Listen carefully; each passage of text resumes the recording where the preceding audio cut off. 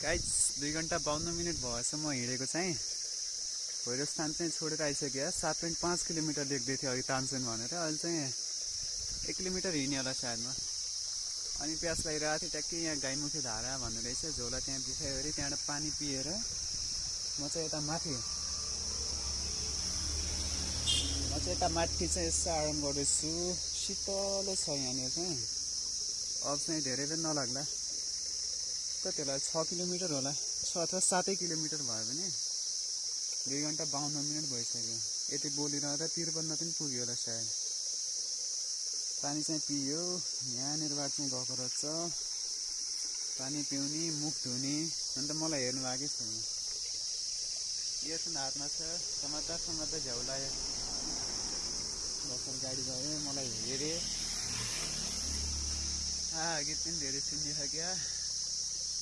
चिसो छ है मौसम चाहिँ यता। गाईमुखे धारा मैले चाहिँ यतिकै ठाडै खिच्ने गर्थेँ। यता चाहिँ हिमाल चाहिँ नदेखेको रहेछ कि। अघि चाहिँ कस्तो क्लियर देखेको थियो उतापट्टि है। यहाँनिर चाहिँ लाइट पनि रहेछ। पढ्दै चाहिँ के अरे म ट्राफिक लाइट पनि भेट्दै थिएँ अझै, रेड ग्रिन यता त्यता उवाला। अनि अब 3 घण्टामा त म बतासे नै पुग्छु होला भन्थेँ, तर पुगेन। अब चाहिँ लागौँ होला। अब चाहिँ धेरै बेर भयो। कति बजे समय चाहिँ हेर्छु ल म। 11:58 भएछ। म 9 बजे हिँडे हो, 10, 11, 12 3 घण्टा। बाटोमा भुल्दा ओर्दा कहीँ पस्दा गर्दा 10-15 मिनट मेरो गयो होला। यहाँ चाहिँ अरू धाराबाट पानी नआएको रहेछ यति एउटाबाट। अनि मैले चाहिँ मुखसुख धोएँ, इयरफोन पनि भिज्छ भनेर हातमा लिएँ। हातमा त नै गोजीमा थियो अघि चाहिँ गोजीमा थियो कि। अब लाग्नु पर्यो। अलिकति खुट्टा दुख्दैछ।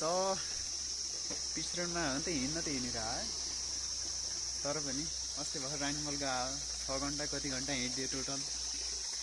हिँड्यो 4 घण्टा 5 घण्टा अरे, अरू त भुलियो भने।